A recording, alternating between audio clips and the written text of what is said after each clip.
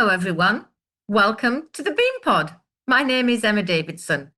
In this first episode, I talk to 4 amazing Malaysians who are studying at Oxford and Cambridge. Listen as they tell us about their experience of the important Oxbridge interview and their great tips and advice to help you to ace it as well. Enjoy.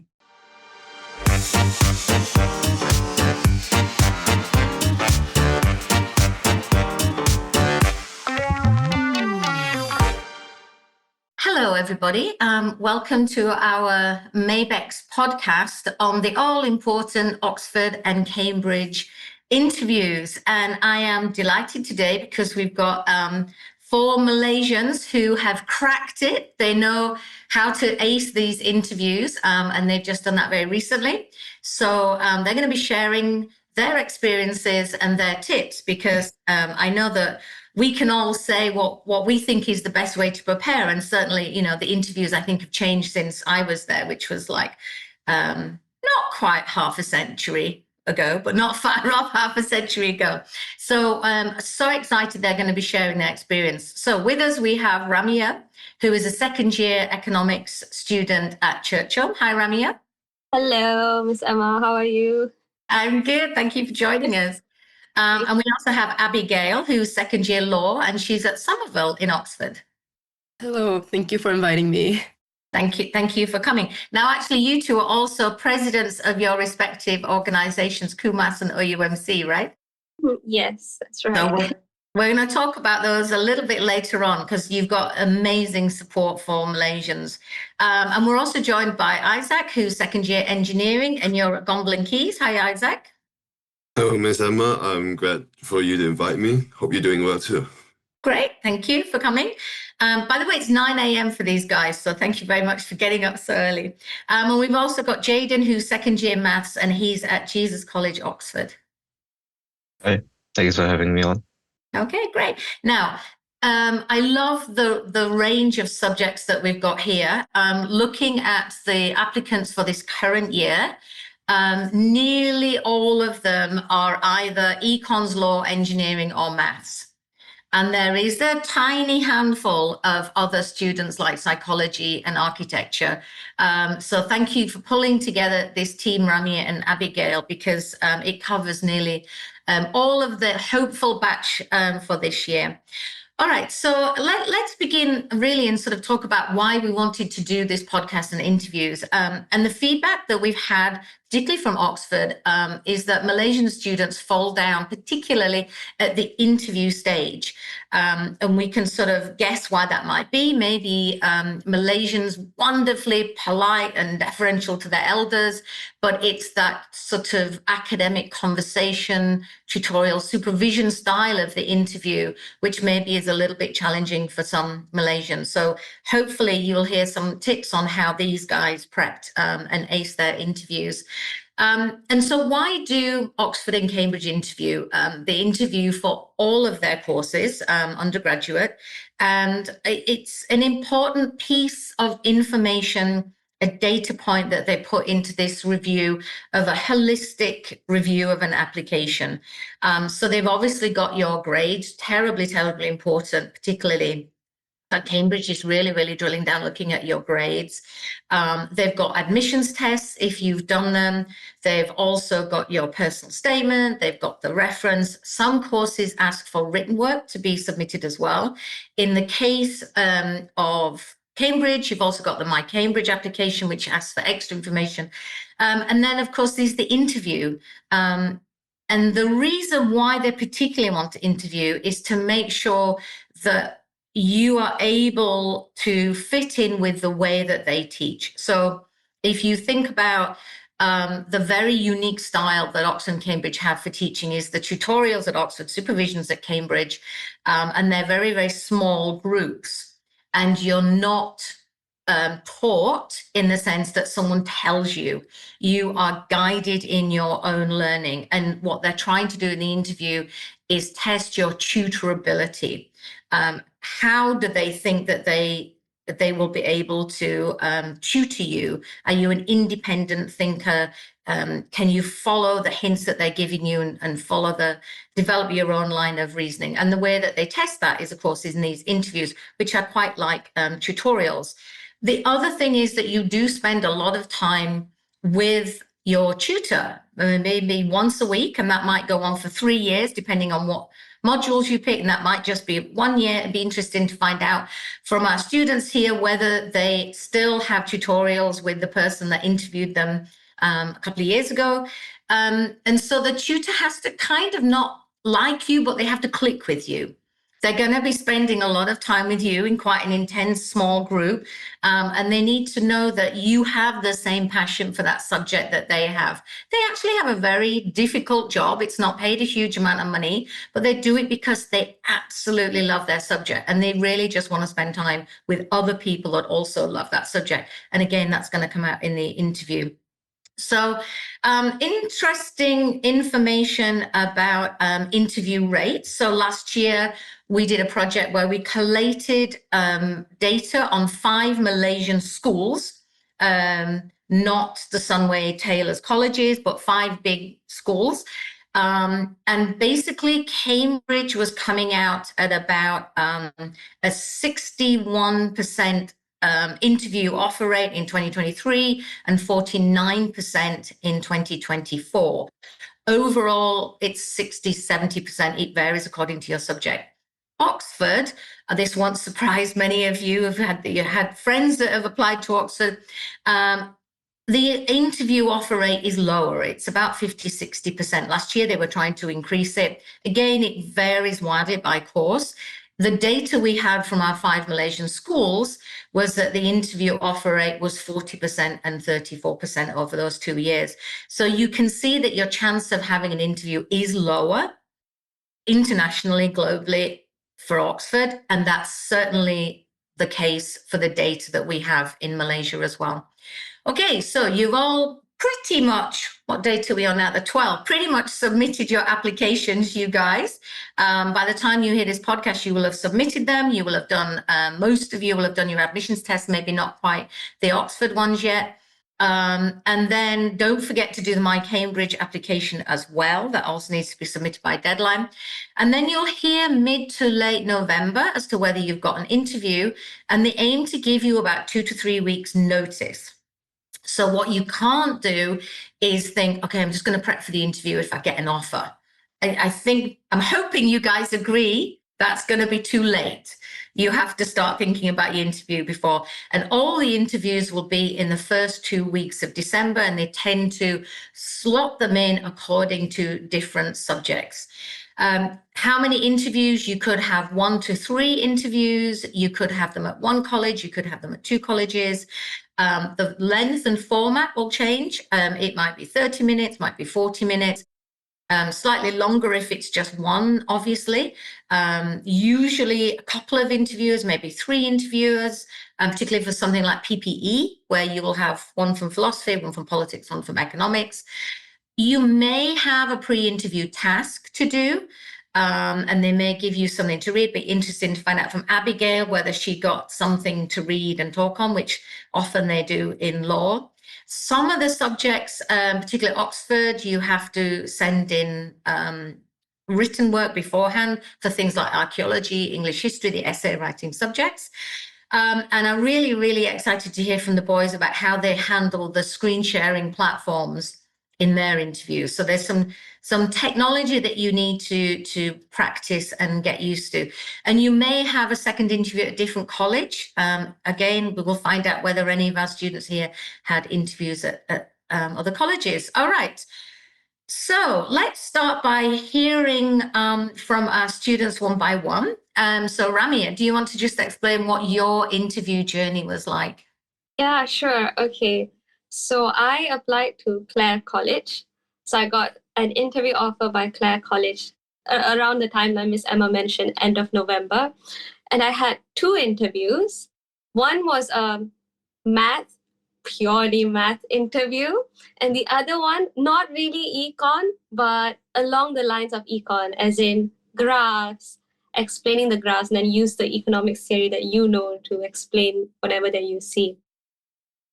Setup was pretty simple for me because they didn't expect for me to show my working to them. It was more of me talking through the working. So it was just one device showing my face and then another device just prepared in case they wanted to see me handwriting my working, but they didn't really ask for that. Prep wise, what I would say was I only did 2 mock interviews actually, and one was by QMAS, but nothing that I prepared for. Like I prepared by studying all the A-level economics that we did, going through all the essays, making sure my content is pretty solid, and as well of a little bit of maths, like I prepped a bit on my further maths. And then when I went into the actual interview, honestly, nothing that I prepared for was asked. It was something completely different.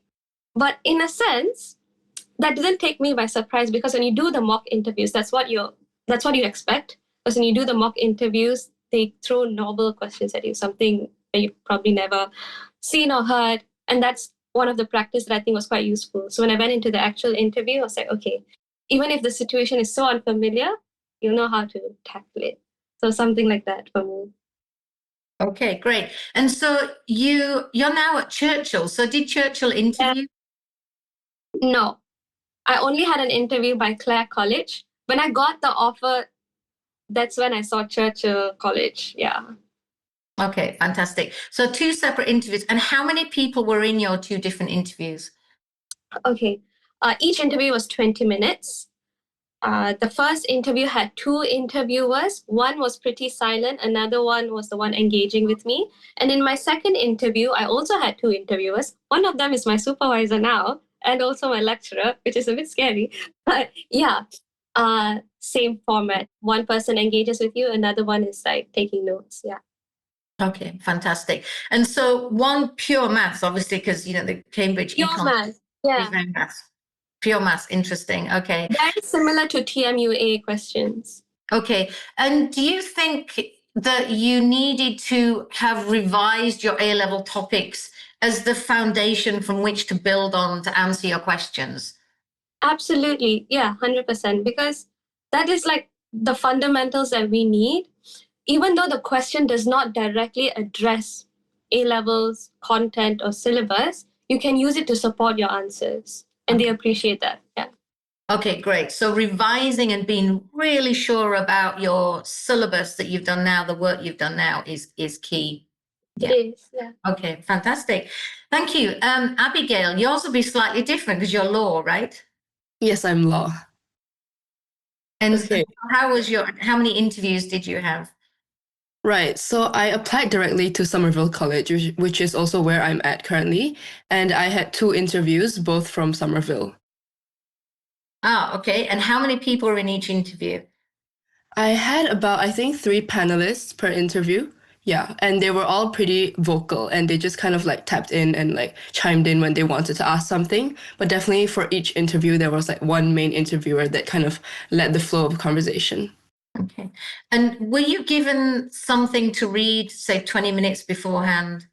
Yes, so we had pre-reading material, and if I'm not mistaken, I think they sent it to me about 15 minutes before the interview started, and it was conducted online, my interview. It was conducted on Zoom, on I think Microsoft Teams. Yes, and they placed me in a breakout room with a student like helper. And what the student helper does is just to make sure that everything's fine and checking that your IT is all working to kind of calm your nerves down. And then after your pre-reading material arrives in your inbox, they make sure that you've received that. And then they leave the room and they basically leave you alone for about 15 minutes to kind of digest that reading material and make the most out of it. Yeah. Okay. And what were you asked to read? Was it an article or a piece of legislation or something? Right. So it differs from college to college, but for me, I was given a scenario which is quite similar to a problem question which we would complete during our course. So it was about a 2-page story about a few characters, and I was given an additional attached piece of legislation at the end of that 2-page story. However, the legislation in hand, it wasn't an actual piece of law that is enacted and in use today. It was a fictional one that the tutors had made up themselves. So it wasn't like meant for the tutors to see how much you know already, and it was more of them trying to see what you could extrapolate from what they could give you within that 15 minutes, and then to kind of incorporate it in your analysis of that two-page story. Okay, got it. That sounds an awful lot to handle in 15 minutes. How did you keep your nerves and your focus for that 15 minutes? Right, definitely. The first thing I did was that I just tried to skim through the story as fast as I could, and definitely just I had a pencil in hand, of course, and I was underlining the things that I flagged, that things that had seemed suspicious. And after reading the story once, I went through the legislation and noted the key points, and then I went back again to the story that they gave me and kind of compared it there, knowing the legislation in mind and kind of flagging out what I had picked out and kind of checking with myself. Honestly, I think that it was quite of a time crunch because 15 minutes is quite a short amount of time, but no worries at all. They don't really expect to see a fully fledged answer, so you can kind of develop what you have thought of throughout your interview. Yeah. So could you write notes on this thing? They gave it to me in a form of a Word document and they expected me to print it out. So within the 15 minutes, I was like rushing to the printer, making sure that it could come out properly. Oh gosh, okay, so that's a really important piece of information, right? So it Yes. helps if you are near a printer, if you're going to be doing something like law and you need that on to be printed. Okay. And it's great you actually had a bit of a strategy for how you approach that, because that's obviously quite key as well. All right. Interesting stuff. And so two interviews, and how long were they? Were they about the same length of time? My second interview was a little bit longer, but I think overall it was about 45 minutes to about an hour because it was quite a hefty case study to go through. Okay, great. That's interesting. They were obviously enjoying talking to you, right? Because it's quite long then. Yes, I think so, yeah. That's probably a good sign. Okay. So, Isaac, what was your interview journey like? My interview journey started with two interviews, both of them online and at Keys. So we had to, first of all, join the meeting on Zoom. And it was one instructor for the first one, two instructors for the other. Both are 30 minutes long. Each interview is roughly the same, where they ask you three questions. One is about your personal statement, and two is more technical questions. They sometimes are not very similar technical questions, like you could go from something where it's pure physics to more maths, and then others are more applications of physics and applications of technologies used. But all these other type of questions, they would have a different app called Miro, which I had to join and also sketch while explaining my thought process on how to solve the problems. Okay, and how easy was that technology to use? Did you practice beforehand? Yeah, luckily it is free to download, so me and my tutors that I was training with were practicing using the app and practicing like asking questions like that. So I managed to get a lot of techniques and styles, understanding how to use the app while also talking on the other side. I'm not so sure if this is worth mentioning, but if you are having to draw or do anything online, I suggest getting those like artist gloves where it covers the pinky and the ring finger because it helps you glide across the screen, and that's likely for like, you don't accidentally drag your pen or drag your hand across and make it annoying to like draw or sketch any diagrams. Ah, okay. That's a super useful tip. Yeah. And so most of yours was sketching diagrams, was it? Or was it maths or split both? It's a bit of both. I mean, for every question, you initially draw a diagram just roughly underlie what kind of process you're going through. For example, if it's electricity, I would draw, okay, so I have a basic circuit and I draw it, okay, this is a resistor, this is a cell. And then I said, okay, I'm going to say current go through here, and I'll write some equations down. When I write these equations down, they can also see the equations. So most of the time I'm working, but a good basic drawing would be necessary before I start doing any of my calculations so they can kind of get the idea as you're saying and as you're working out the final answer. Okay. And do you think that you're sort of did you do A levels or IB, Isaac? I did do A levels. A levels. So were you sort of tested on your A level physics and maths, or was it something completely new for you?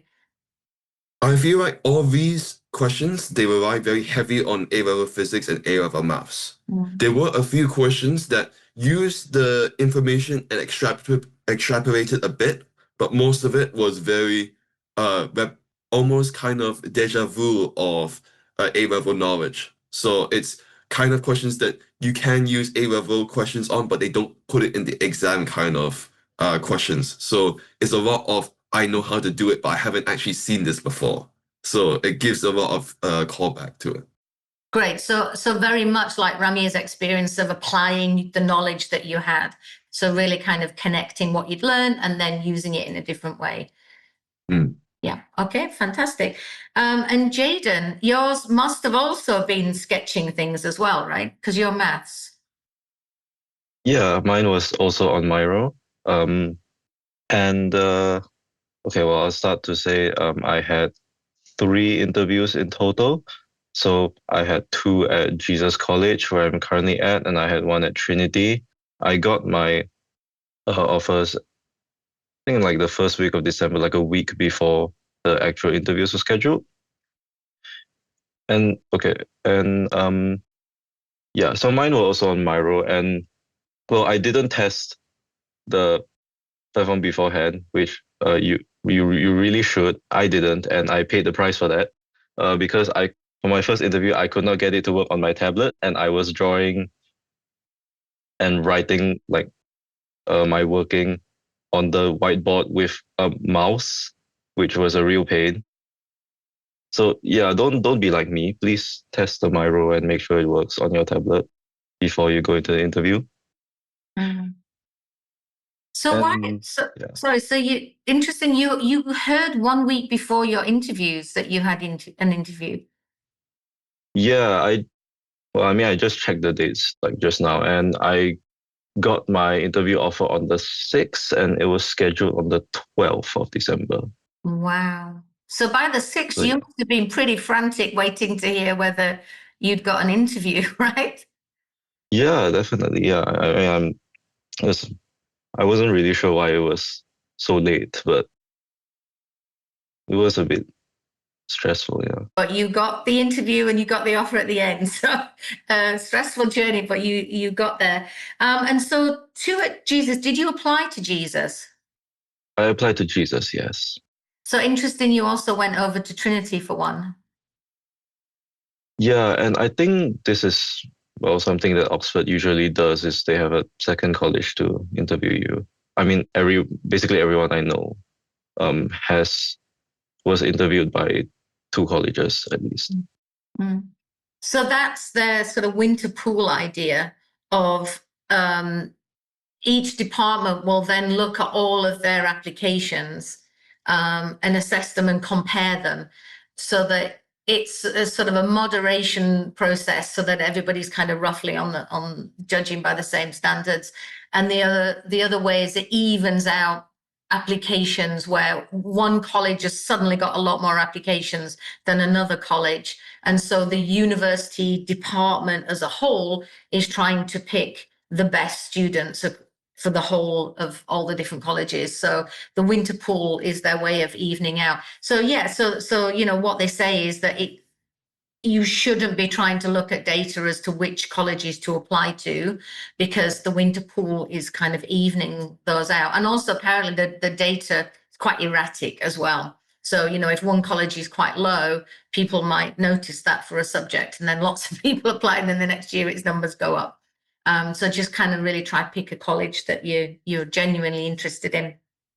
All right, fantastic. So you all had slightly different journeys, but certainly using technology and also using your A-level knowledge and talking things through as you go through. So some of the things that people have said are really important is this idea of articulating your thoughts out loud. I think it's probably not a natural thing to do. So let's start with Jaden again. Jaden, did you talk through what you were sketching through your solutions? Yes, definitely. And this is something that for most people like when you're doing maths, you're really not used to doing this, like talking about your solutions, talking about what you're doing out loud as you're doing the question. But it's something that you have to get used to because, well, as Ramya said earlier, they're going to throw new problems at you that you've never seen before. And they're going to be difficult problems, and you're probably going to get stuck or screw up at least a few times. So you have to be talking to what you're doing so that the interviewers can also know what you're doing and kind of give you guidance and help you out, right? And that's kind of the thing about the interviews. It's largely a collaborative process in a sense, because you're having a discussion with the interviewer, and the interviewer will give you hints and give you guidance when you get stuck, and that's expected to happen.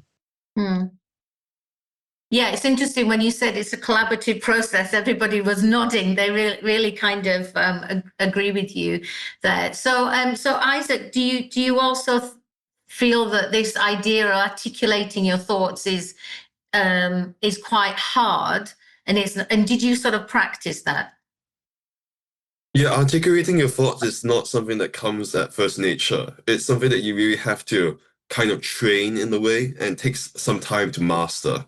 I mean, for me, I was actually not very confident speaking until like 2 years before. Like 2 years ago, I would not be able to like say, oh, this is my favorite thing. This is what I want to talk about. This is everything I need to do. So in the way, you have to kind of practice your skills, but your multitasking as well. And also learn how to waffle a bit, because waffling does help, like what I'm doing now, kind of. So you just say a lot of stuff that doesn't really go anywhere, but still fills in the conversation and gives you time to think. Oh, So you can just say, yeah, so when I'm drawing this diagram, I want to, and in your head, you will go, oh, this is what I actually want to think. So you kind of layer it back and forth, and you kind of just have to do this over time. There's no strategy, it's just a lot of talking, and then you kind of get used to it. okay, well, it doesn't sound waffle now, Isaac. You don't sound to be waffling to me. This is wonderful information. So how did you practice that? Because, I know there are some people who are maybe a little bit shy and they're not used to doing this. How did you practice that and build those skills? Well, in terms of practicing, I just started talking to people more often. I would just start by, randomly going to a conversation either with my friends or my tutors or just my parents, and just start talking to them more and more and more, and just try and, speed up that thinking process to a point where I can kind of think of the things that I'm trying to say while they're speaking, and kind of factor in their kind of knowledge with the prompt that I'm already going to give them. So if I am me and you were talking to each other about, talking about the interviews and how you would, factor in somebody else speaking, I will already have a kind of prompt in my head that goes, oh, when I'm speaking, I would say something like this. And if you have anything that comes in, I'll try and sneak it into my base prompt and make the final conversation more coherent and more immersive in that way. And the way that I usually do it with my tutors is that they will ask me questions and I would say, oh, that's a really good question, or that's really nice. I think I can add to this by saying this or saying that. And then it's more kind of back and forth, back and forth. And then you just get into that zone and that rhythm. And then it's just, you just perfect that over time. So I can't really say much on that part. Okay, great. But a lot of it is practice. Yeah. Yeah, like 800%. 100% practice, yeah. And so, Abigail, yours obviously, as a lawyer, I guess you're used to sort of debating things back and forth a little bit. Did you do debating at school and things? Yes, I did. Yeah, I did. Yeah. So you kind of like that. You thrive on that kind of thing. So something that everybody seems to be saying is about getting these hints in the interview. And I'm looking back at some of the notes from actually a Jesus College Oxford webinar that one of the tutors was doing, and he was talking about the importance of listening and listening to these hints that they're giving them and being flexible. Were you conscious that you were maybe sometimes going down a route answering a question and then you had to sort of backtrack a little bit and they gave you a hint? Definitely. I think that happened many, many times because obviously with law, not many law applicants do a law A level because it's not widely offered in many of the major schools in Malaysia. So law is something that most applicants don't really have much idea of. Like it might be one of their first times actually engaging with material that is directly academic in a legal kind of sense. So definitely the tutors are aware of that and they don't expect you to have any preemptive knowledge at all. So for me personally, you could kind of tell when I was going down a pathway and they didn't really want me to go down that route. They would give you hints of like, oh, what about this? Can you consider this item instead? Or like, what about what person X did? What do you think about this? So definitely, I definitely agree with the fact that it is an open conversation. I don't, for me, I tried to view it as an open conversation between me and the tutors, not of like an interview of them trying to grill down on me and trying to squeeze as much as they can out of me. So I think thinking of that in a more collaborative sense kind of helps you like reduce the nerves you have, like make you less nervous, but also make the conversation flow and ebb more nicely. But Yeah. yeah, they'll definitely drop you hints throughout the way if they want you to talk about a certain thing. Or even if you're lost, they might even give you the answer for some of the things they're asking, and they want you to give your thoughts about those things. Yeah. Okay, that's interesting. So sometimes the answer, and then you have to sort of backtrack and put that into the context of what the question was and the that they were setting you up for. And so this idea that you extend your knowledge is also quite important. Were you aware that you were having these hints and you could hear them? Were you aware of them? Because one of the things I've noticed in feedback when students haven't got an offer, so they've had an interview and they haven't got an offer, often is that they've missed these hints. And that so they gave them something, or they were given a hint and then they needed to use that information again in another question and they forgot that hint and they didn't use it. Were you sort of aware of the hints, or did it just kind of come naturally to you? I think for me, the tutors made it quite obvious because they would refer me specifically to where they wanted me to look at. Like, for example, I'll look at paragraph 2 when this person did this. So it was quite helpful because they were quite direct in their hints. It wasn't them kind of insinuating it throughout the conversation. And of course, I think it's very difficult to kind of receive that hint and give an answer immediately. And one thing that I think was really useful for me was that don't be afraid to take your time to kind of formulate your thoughts before you start speaking. Because yes, although sometimes waffling does fill up the gap and make the conversation less awkward, but for law at least, you don't want to be saying things that are just for the sake of saying things, if you get what I mean. Because you don't want to be saying things that won't add to what you're trying to it won't add to the point they're trying to convey. So for me, even if they dropped me a hint and I hadn't previously considered that, I would kind of take like 30 seconds or so to kind of locate where that was and kind of think to myself, okay, they've given me this. What can I do with this? What did I previously note about this? And if I didn't see it, I would honestly, I think I just said to them, oh, I didn't notice this beforehand.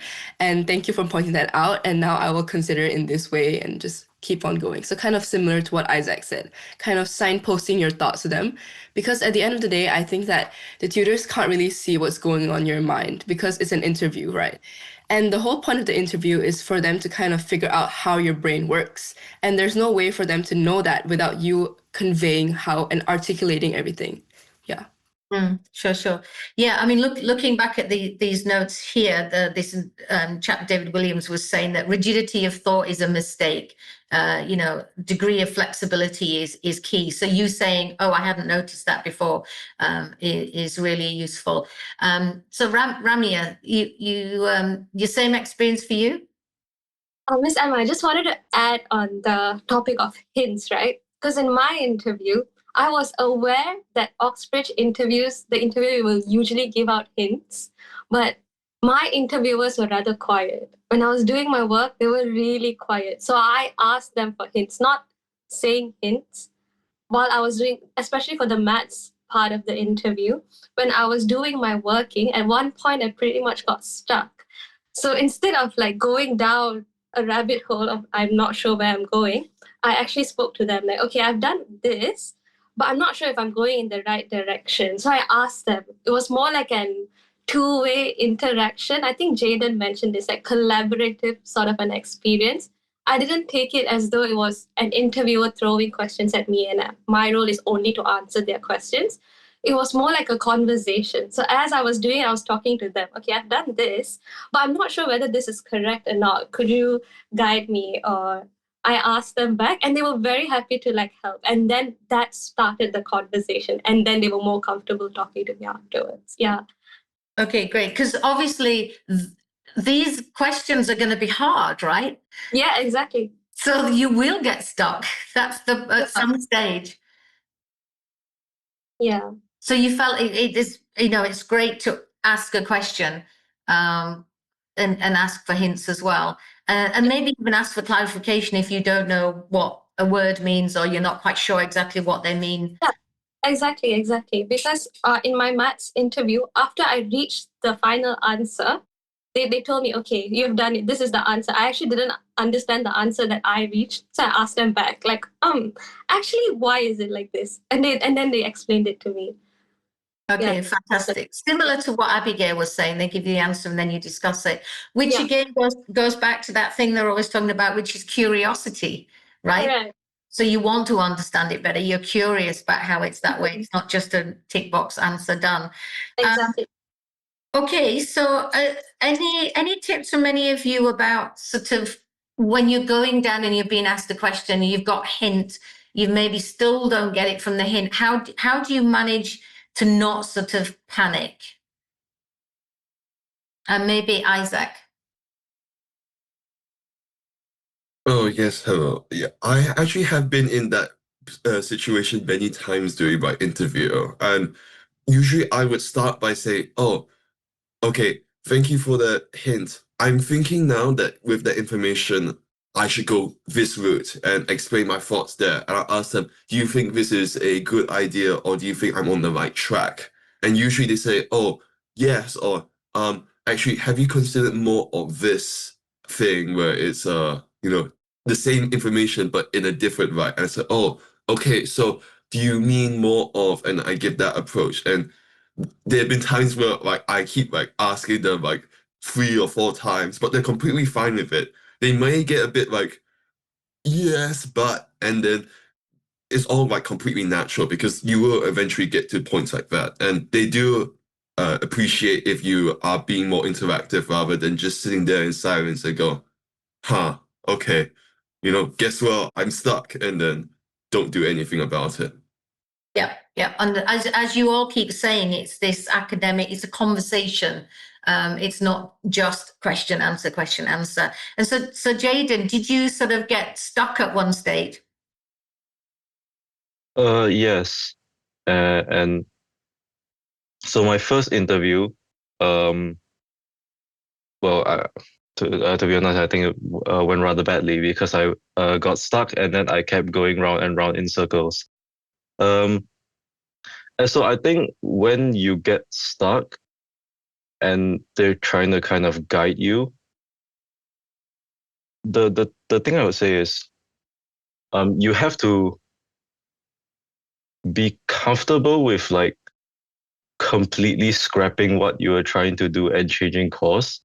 That's what I had to do. So, I mean, to use an analogy, it's like they have a hand on your arm and they're trying to guide your arm somewhere. So you kind of just have to relax your arm and like let the guidance take you, if you see what I mean. Yep. And so their guidance will get more and more firm as you get more and more stuck, which, as I remember it. Okay. Yeah. That sounds very similar to what some of the others said. So Abigail, you were going to say something. Yes, I was going to say that I think it's important to know that it's okay to make mistakes in the interview. Like, that's 100% fine. I think they're expecting to see those mistakes too, because obviously they're giving you material that's definitely higher content, higher level than what you're used to. And it's also okay for you to just be honest and be like, actually, I'm not sure about this because I've never come across it before. But knowing what I know and knowing what I've learned in my A levels course, I would think that this is the right answer. And as Jaden said, yes, with the analogy, I 100% agree. If your answer is not what is the correct answer, technically, they will make it known to you. For example, they'll be like, actually, no, what about considering it in this perspective instead? And they would definitely, even if you don't understand the perspective they're coming from, you can always like ask them like, what do you mean by this? Or could you elaborate more so that I can understand what type of view you're taking on this? Because for me, I think a few of the times when they were pointing out things on how they had applied the legislation into the case study given, I wasn't sure about what they meant or like how they spotted it. So I just asked them like, could you tell me a bit more before I give an answer because I'm not that clear about it. And especially in terms of law, because like it's a humanities subject in arts. And when you're interpreting legislation, one of the most important things is to see the meaning of each word and how that meaning can give effect to whether you have liability for a crime or things like that. And with that, I remember even going down a pathway of debating about the definition of a certain word within the legislation that was given. I don't recall specifically, but I remember it really went down to the basics of what a word meant. And at that time, as Jaden said, I 100% think that you have to be ready to scrap what you already know and to kind of take on new ideas and to not be afraid to embrace new ideas and new concepts that may seem foreign to you. Yep, yep. Yeah, I agree. Really useful sharing experience there. So people are a bit forewarned on that. So something Jade said was the word comfortable, which reminded me of that quote I heard from another Oxford tutor in a webinar who was saying you have to be comfortable with being uncomfortable. Ramya, do you think that's true? Yeah, 100%. Because they are people that, number one, you've never met. You don't know what the setting is like, especially when it's like your first time in an Oxbridge interview, the nerves are there. Questions might be completely unfamiliar, things you've never heard before. So that makes it very uncomfortable already. But yeah, take your time, talk to the interviewers. They're actually really nice. And along the way, you'll get comfortable through the interview. Just don't be afraid. Like, it's normal to be afraid, but relax and let your thoughts flow. Yeah. And expect that it's going to be a little bit challenging. Okay, here's a question I should maybe leave to the end, but I really want to know the answer now. So, Ramya, did you actually enjoy your interview? Oh, it might sound like I enjoyed my interview, but I came out of the interview thinking that it went bad. Actually, both the interviews, I think that is very normal. So, to all the students listening, if you think it went horrible, you're not alone because all of the offer holders that I spoke to had pretty much a very similar experience. But that's the thing. We think when we make mistakes, that's the end. If you don't get to the final answer, they're not going to like me. But like Abigail and all of us mentioned, right? They're not expecting you to reach that correct answer, like even in the first go. They want to see how you make those mistakes and how you tackle the problems, whether you give up or not, whether you continue trying, asking your questions. That's what they really want to see. So don't be too hard on yourself. I think that's a really good point to remember. Okay, so you roughly did enjoy it. After I finished it, I thought it was awful. But when I look back at it, I don't think it was that bad. Okay. You're quite a smiley person. I wonder whether they also thought that you were enjoying it because you have to show that you like this kind of interaction and you enjoy and you love this subject. You have a passion for this subject. Yeah. So Isaac, do you think you enjoyed your interview? Did you convey your passion for this subject by showing your enjoyment? Yeah, I might be, an outlier with all these applicants that got an offer, but I actually really enjoyed my interviews, like both of them, even though like one of them I got like a lot of like wrong attempts. I don't know if it's just, positive naivety or if it's just, oh, I just felt really confident at the moment. But I just, after the interview, I kind of was like, okay, that wasn't terrible. They did not say get out or they didn't kick me or end the meeting too early. I think I have a chance. And then I was like, oh yes, after the second one, and then just enjoyed it afterwards. So I guess there's nothing you can do to like affect it after your interview. So you might as well do that. But yeah, I did end up enjoying both of the interviews, even though I did make a lot of mistakes in both of them. Okay, fantastic. So that enthusiasm obviously came across. Jaden, did you enjoy yours? I think the enjoyment varied across interviews with my performance. So, and I think something that I'll also mention is, well, my interviews, contrary to what Isaac had said earlier, it was purely just doing maths questions. Like I had friends who do maths who told me that their interviewers didn't even say good morning to them. They literally just put the questions on the whiteboard and said, do the question, like, they were some kind of dancing monkey. But well, at least my interviewer said good morning to me. And some interviews are harsher than others, So uh and I have friends who got yelled at during that interview. In my second interview, I did something a bit wrong, and one of the interviewers turned to the other and started shaking his head vigorously, which is always a very good sign to see in your interview. But I mean, overall, I think it was fun because you're doing problems in a subject that you enjoy, and it's stressful. It's a stressful experience on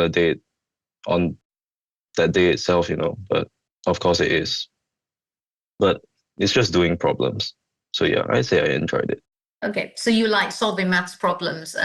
Interesting you were saying about, the interviews being not, I mean, yes, of course, they're all different people, right? They've got their own personalities. And but generally they say, and I think the general experience is that they really want you to succeed. They're putting a huge amount of time and effort to get the best from these students, particularly, for example, giving up their December holiday, right, to do this process. So I think the experience overall probably, give me a nod from the other three if you agree that generally the interviewers are nice and they're trying to get the best from you. So maybe it's just the odd one. Poor Jaden got the mean one, the 1 in 100 who's not so friendly. And so, Abigail, did you really enjoy your conversation, your interview? Do you think you were able to convey your passion for law? I think looking back now, yes, but definitely after it had just occurred, like after the interview just ended, it felt a bit like, oh, that was a bit difficult. I don't know if I did well, especially for my first interview. I was like, but okay. But at the same time, although it felt really challenging and you felt like really tired because you were kind of I was kind of struggling to like push through the interview in that sense. I felt a sense of like fulfillment at the end of it, actually. It was kind of like, it was my first time having a conversation with someone who is such a respected legal academic and having to talk about things that you don't normally talk about. And having an opportunity like that, I feel is quite rare. So after it had ended, I actually felt quite happy with it, even though, like, I kind of told myself, even though it may not have been successful or maybe if my application doesn't go right, things like that, I still really enjoyed like being given the opportunity to have a conversation like that. And like I think with my second interview, it was quite tough. I think it was more difficult because the content was a bit more about like contract law, and that's something that I didn't really have a touch with before. I didn't really engage with before my degree started, of course. So after the second interview, I was a bit more like, oof, okay, that was really difficult. I didn't really enjoy that. But after a while, it kind of sinked in and like kind of sunk in. I was like, okay, like maybe it wasn't that bad. I think it's kind of similar to what Ramia felt like looking back at it in hindsight. Even though it was difficult, it was a rewarding process.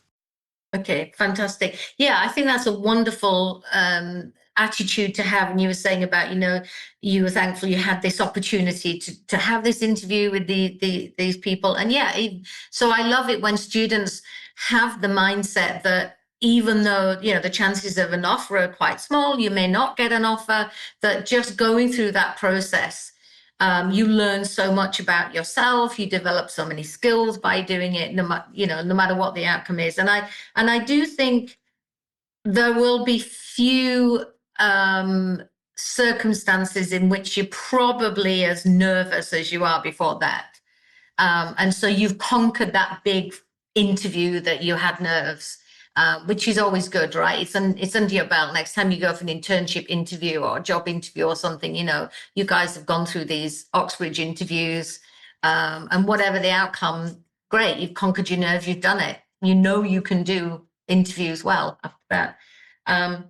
Okay, so we talked about what the interviews were like. Can we just say a little bit about how you actually prepared for them? So Isaac was talking about how he was practicing talking to people. Do you have any other tips? Because you're from really popular Malaysian subjects, how you prepared for your interview. So we've had, preparing to articulate your thoughts out loud. We've talked about revising and really getting a firm understanding of your A-level syllabus. And any other tips, Ramia? Okay, I think I've mentioned this quite a few times in a lot of our outreach events. For me, more than the direct preparation that I did for the interview, like preparing on like your A levels content, going through econs essay, I think for econs, maths will be a more important aspect that you really need to prepare before your interview. But apart from that, I think the stuff that helped me the most was the little things that I do along the way without consciously thinking that, okay, these are the things that are going to help for my interview. Because we all know that Oxbridge interview requires thinking out loud.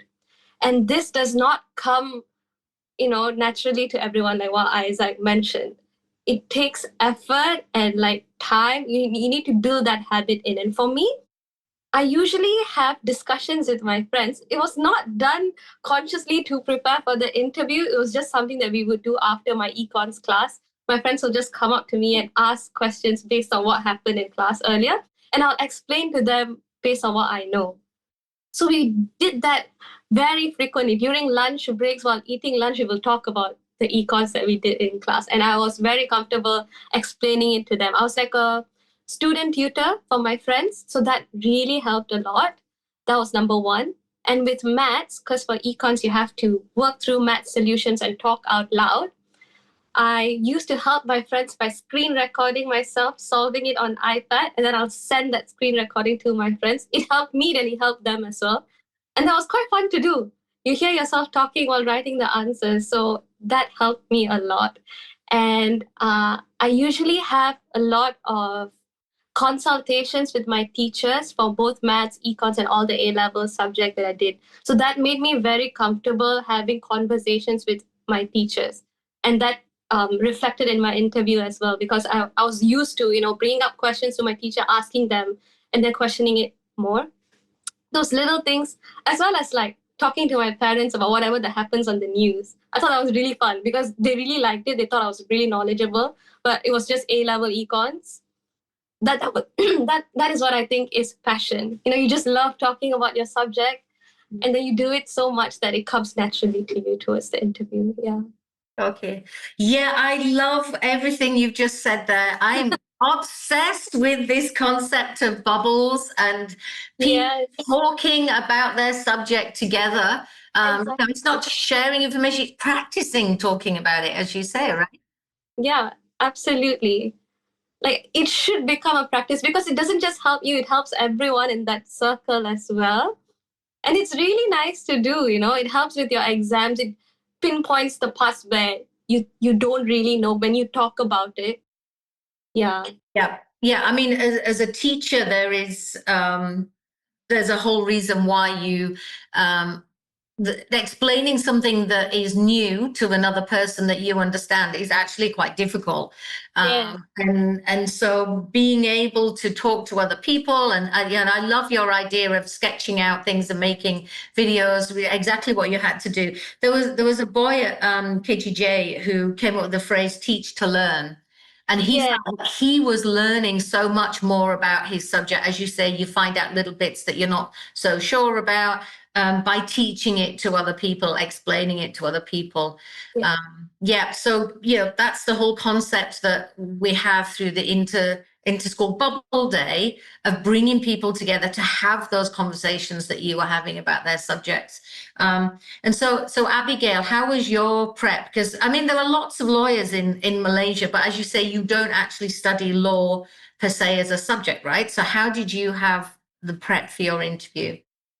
Right.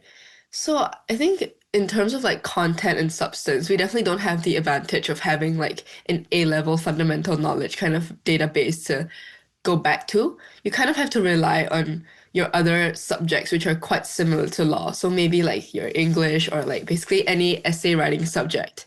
I think the skills are quite transferable. So I don't think there's much to be prepared in terms of that. At least that was how it was for me. And I think what I found was the most helpful because critical thinking is quite an important aspect for lawyers and law students, law applicants in general. And one thing I did, an exercise that I did actually, it was a tip from a senior. It was that when I went about my daily life and when I saw things that you would see daily, like for example, when I was in the car, if I see the traffic light, I would question it. So if the traffic light turned red, I would just like talk out loud in the car, like, okay, the traffic light turned red. But it turned red because the point of traffic light of turning red is to indicate to people to not move. And why? Because they want to prevent accidents, to ensure that the flow of traffic is da da da da.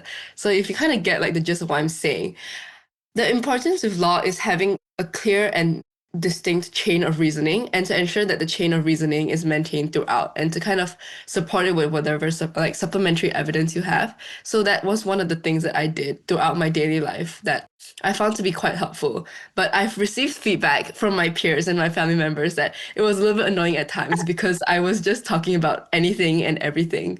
Yeah. Perfect. But yes, I can imagine if you're doing it to every single thing. But yeah, you're right. And it's also kind of applying your subject and your reasoning, developing those skills in the world around you.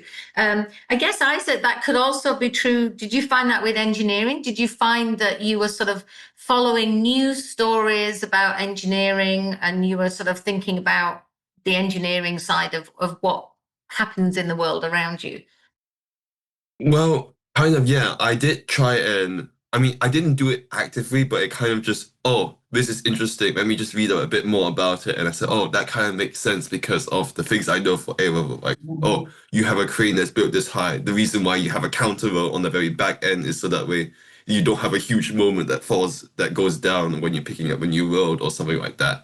And those type of experiences does help me a lot. But I feel like one of the best things, and this is more dedicated towards engineering, but there's this website called iwanttostudy.engineering.com, which I keep giving to all the people that kind of ask me for tips because it's so good and it helped me so much with interview prep because they have questions there which you can solve, but also questions you can solve whilst talking out loud. So it's a lot more dedicated, it's a lot more focused, and you get the idea of engineering concepts of A-level applied outside of A-level.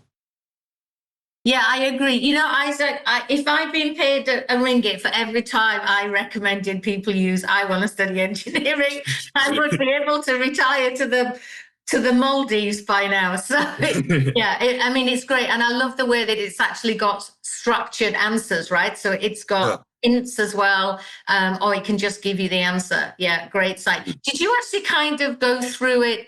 Because it's sorted by topics, right? Did you do it topic by topic systematically, or did you just dive straight in randomly? No, what I like to do is I kind of just press the random wheel and I see something. I say, oh, can I solve this immediately? If I can, then I kind of just say, oh, how I would do it, like quickly, like 5-10 seconds, and then I'll click random again. And until I find a question that goes, oh, I actually don't know how to solve this one. Let me try and say it out loud. Let me try and work on a whiteboard. even if it's maybe it's with my tutors, but usually it's just by myself. I just go, oh, okay, this is interesting. And then so I would have like topics that I don't really know a lot about, which I do a lot of, and those that I end up knowing a lot of already that I don't actually have to do too much of. And it kind of, when you do it randomly, you kind of, there's something in your brain where it goes, oh, if I'm doing graphs, I'm already thinking in a certain way. If I do it randomly, I don't know what it is. And it simulates more like the real interview of you don't know what you're going to get. You just have to gamble on like, oh, what is it? And then what kind of techniques you need to use. So that kind of randomness does help with your thinking. Yeah. Okay. So you're picking random questions, but also making a note of which topics and skills you're struggling more with. I mean, we've just finished a series of seminars for the admissions test, and that was a big tip from all of the tutors, was that systematically go through, record which ones that you're struggling with, and focus more on those types or those skills. Abigail, you were just going to say something. Yes, I was just gonna say in regards to like the random questions and websites.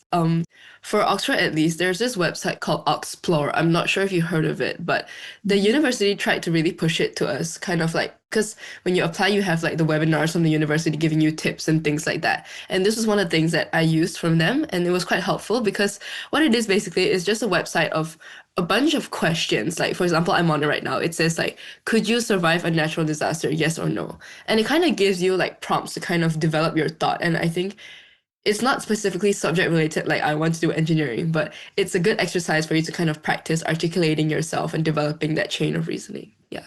Okay, fantastic. Yeah, Oxford developed those. Also, Cambridge has HE Plus, Imperial has one, UCL has one. I mean, they do provide lots of resources as well. So, Jaden, yours was slightly different. I mean, did you sort of think about maths all the time in prep for your interview? Did you try and engage maths in the world around you in prep? Well, passively maybe, not really actively. You know, I wasn't doing anything like what Abigail was doing.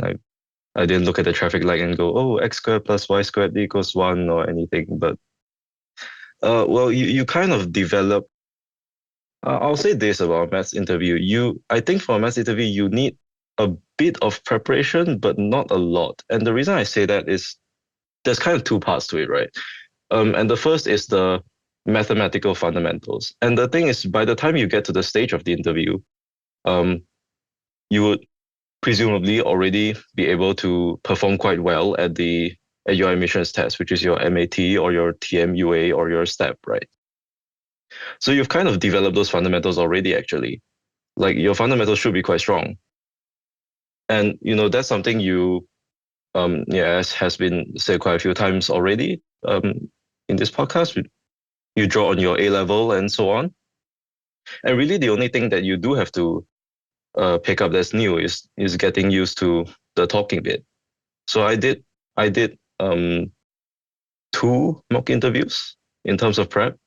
And I think you know, if you get a chance to do a mock interview and you can do 1 or 2, that's very good for prep. But I think you shouldn't do more prep. You shouldn't do too much prep because you're gonna get, if you over prepare, you're going to get really nervous. You're gonna psych yourself out, and that increases the chance of the disaster scenario happening, which is that you go in the interview and you don't know what to say, you don't know what to do, and you just blank and sit there. And you really don't want that to happen. So you kind of have to preserve your calm as well.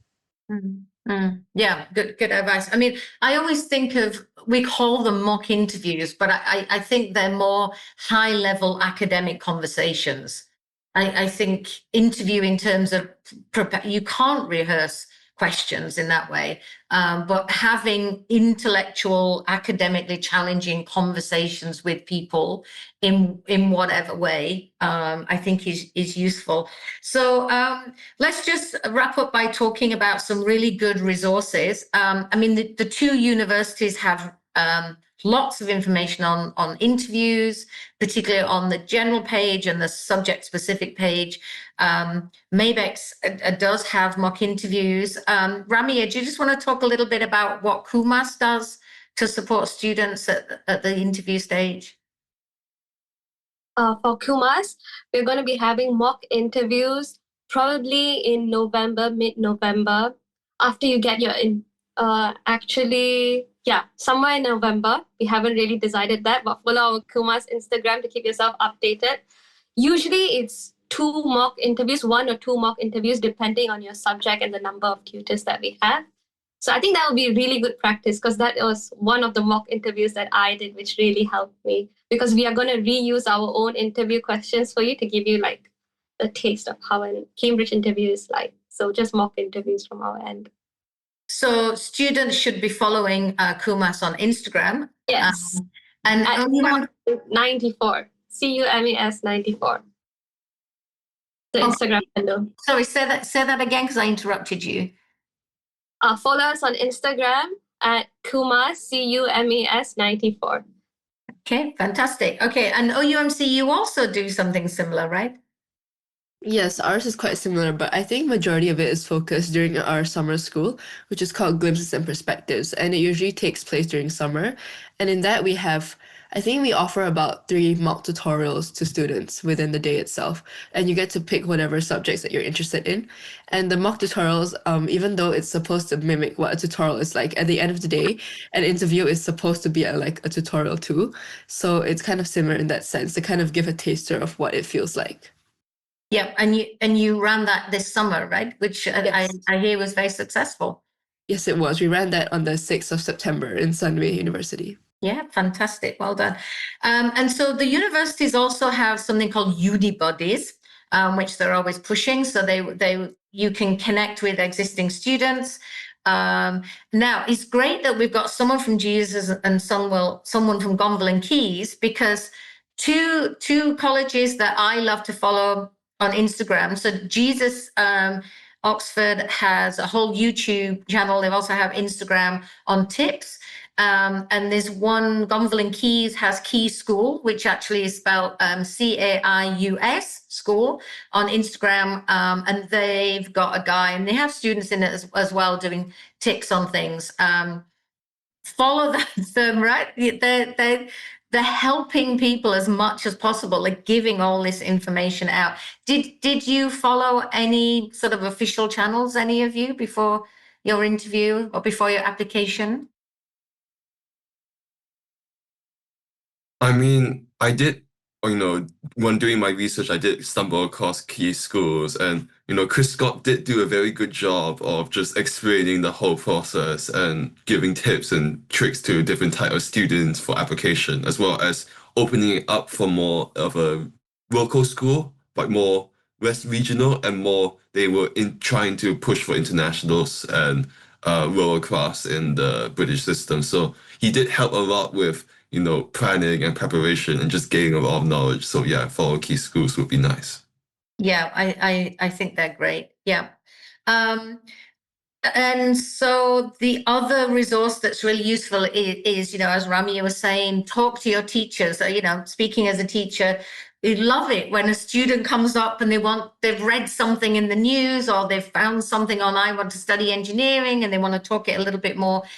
Talk to your teachers about this. They would love to be, part of the journey of helping you. They, like the tutors at Oxford, teachers always love having interesting academic conversations with students. Again, friends, family.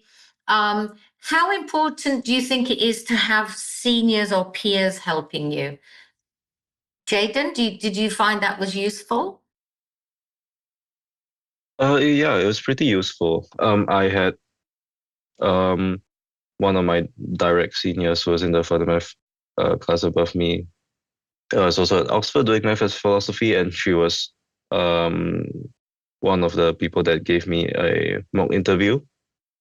And it's very useful and it's very helpful, of course, because they've been through it, so they know what the whole process is like. They know what life at Oxford is like, and it's a very good resource to just ask them any advice of how you want to approach the interview and what their experiences was like and so on.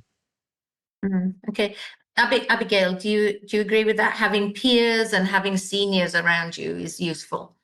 Definitely. I think actually during my application process, I had contacted a few seniors that I knew that were studying in Oxford, and it's definitely really great to see like their perspective on it because at the end of the day, they were the ones that went through the same process too. So definitely, I think an important thing is to reach out to seniors, and they're definitely more than willing to help you because they know how it feels. Like we know how it feels to be in your position right now. So I think I can speak for all of us here, but we're definitely more than willing to like give some tips or lend a helping hand or even need be like a mock interview. And of course, I also think like teachers in school, like your high school, maybe it may have like a guidance counselor for like higher ed applications, things like that. I think those people are also really great to go to because they have experience of how it works. And it's always nice to know that there's like a support system. So I think it's important to kind of make sure you have people around you that can help you and that you can rely on in that sense. Yeah. Yeah, great. And if somebody is in quite a small school or they don't know anybody that's been to Oxbridge, obviously they can reach out to MABECS or they could reach out to OUMC or KUMAS. Yeah, because Definitely. everybody just wants more people to be successful. Isaac, any groups of people that you felt were really helpful in your journey? Well, it was very hard to get seniors for engineering at least because my school didn't really do engineering Oxbridge at that level. So I ended up having to speak to a lot of the a lot of my tutors and a lot of the teachers that are studying similar or were teaching similar subjects like physics and maths. So I had a lot of conversations with them, and I asked, oh, do you have like an hour free of your time, and then maybe we can run through some interview questions and then just practice technique, give me feedback and stuff like that.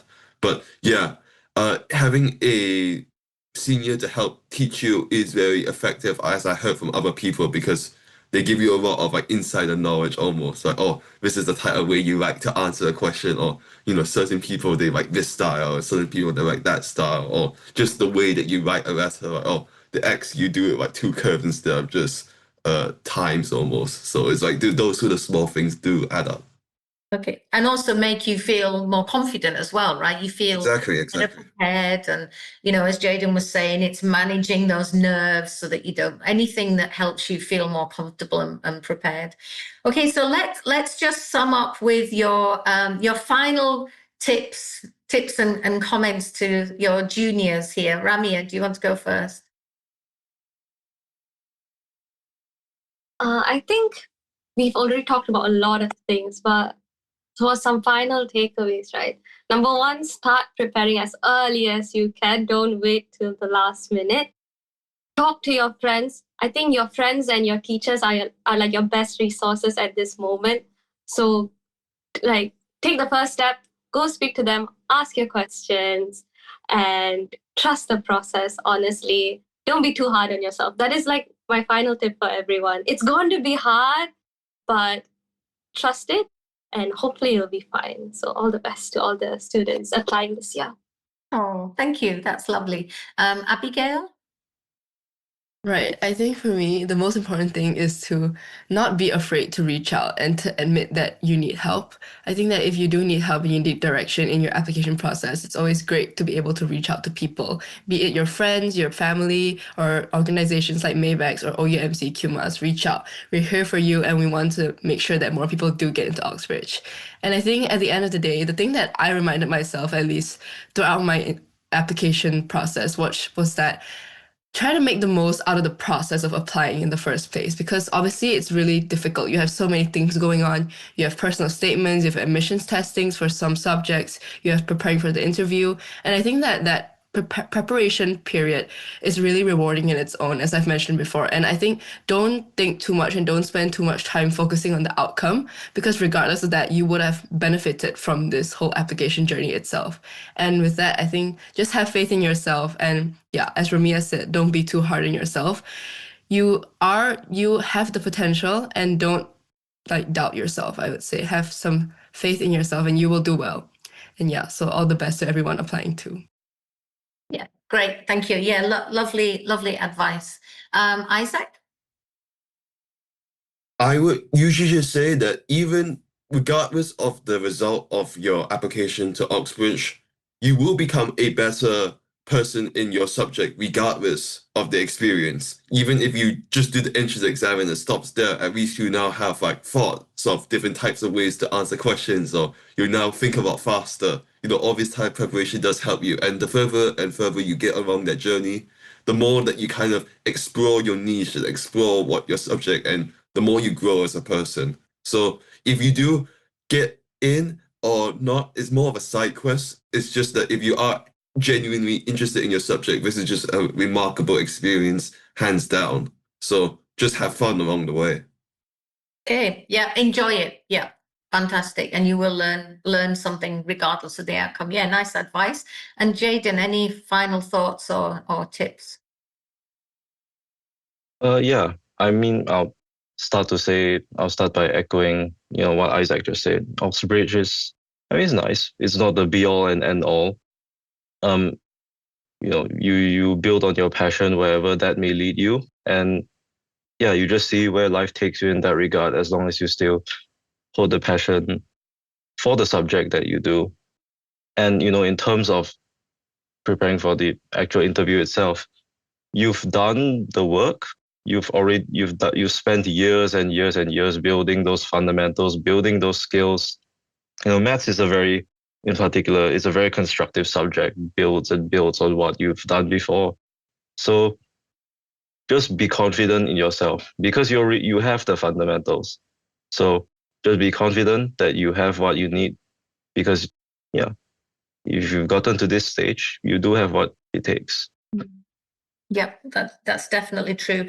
And I mean, as a teacher, it's always really painful. It's so awful and painful when people don't get in and they're naturally upset because you've prepared so well, you've invested so much into this journey. But often people end up at other places, and for some reason that you can't predict at this point, it's worked out better in the end. There's some reason it's a better fit, and there are other positive ways, that other route turned out to be better for some reason. And the number of people who then apply to Oxford or Cambridge for postgrad as well, right? I mean, if you don't get in for undergraduate, this is not the end of your journey. One thing I've slightly noticed in the Oxbridge Society is people that don't get in, say, to Oxford will do their postgrad at Cambridge or reapply to the other one. So they get there in the end, but they're kind of different routes. So even if you don't get in this time, it's not the end of your journey. There are other courses that you can do later on in your academic journey, and I'm sure that talented students will do well wherever they are, especially with the prep that they've done. So thank you so much you guys are so inspiring. You come up with so much advice that's really useful for your juniors. So I just want to say thank you very much for getting up very early on a Sunday morning in Oxford and Cambridge to do this podcast with us. And thank you for sharing your positive comments and your inspiring advice to your juniors. Thank you very much, guys. Thank you for having us, Miss Emma. Thank you so much. Thank you. Thank you so much. Thank you so much. Thanks, guys. Bye. See you. Good luck with the rest of the term. Thank you. Thank you. Thank you.